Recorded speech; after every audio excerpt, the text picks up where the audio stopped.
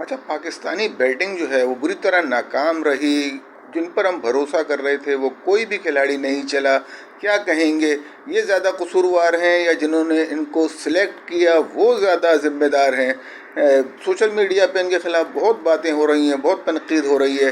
تو ان کو کہنے کے بجائے ان لوگوں کو نہیں کہنا چاہیے جنہوں نے انہیں سلیکٹ کیا؟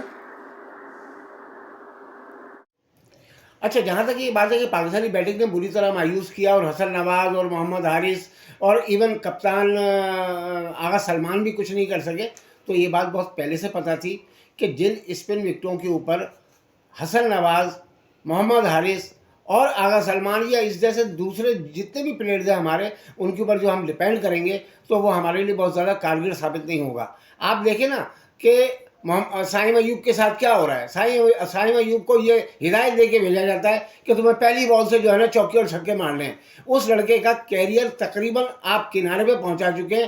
وہ اپنے پورے کیریئر میں صرف 1.50 کے ساتھ کھیل رہا ہے اور کسی وقت بھی اگر وہ باہر ہوا تو اس کے لیے کم بیک کرنا مشکل ہو جائے گا. ابھی اس کا نام چل رہا ہے، ابھی اس کے شارٹس چل رہے ہیں، ابھی تھوڑا سا ایسا نظر آ رہا ہے کہ یار وہ کچھ بھی کر سکتا ہے. مگر ظاہر ہے کہ جن وکٹوں کے اوپر آپ کھلانے کی کوشش کر رہے ہیں اپنے پلیئرز کو، حسن نواز کو یا محمد حارث کو یا سائم ایوب کو، یہ ان کے لیے سوٹیبل وکٹیں نہیں ہیں.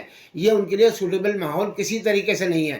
رہا آغا سلمان کی بات، تو آغا سلمان تو T20 کا پلیئر ہی نہیں ہے. آپ نے اسے کپتان ضرور بنا دیا ہے، لیکن وہ جب T20 کے حساب سے کھیلنا شروع کرتا ہے تو ان وکٹوں کے اوپر وہ اپنے اسٹروکس کھیلنے میں بری طرح ناکام ہے. یہ تمام چیزیں آپ کو ٹھیک کرنا پڑیں گی اور بیٹنگ لائن کے لیے آپ کو 2 یا 3 تجربہ کار پلیئرز کی واپسی لازمی ہے.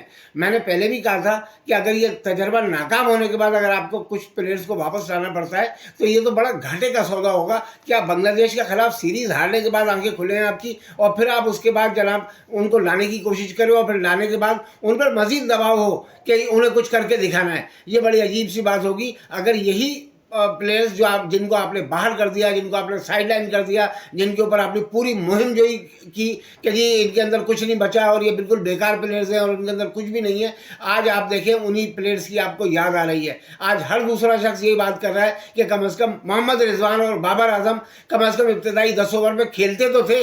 یہ تو نہیں ہوتا تھا کہ 2 شاٹ کھیلے، 3 شاٹ کھیلے اور واپس پویلین میں چلے گئے. میرے خیال میں ایک آدھ پلیئر کو دوبارہ کم بیک کرا کے اور ان کی سلاٹ کے مطابق ان کو کھلانا پڑے گا. جب یہ جا کے ٹیم سیٹ ہوگی، نئے لڑکے پرانے پلیئرز کے ساتھ مل کے ہی آگے بڑھ سکتے ہیں. نئے لڑکے ایک دوسرے سے صرف ناکامی سیکھ سکتے، کامیابی کا کوئی راستہ انہیں نہیں مل سکتا.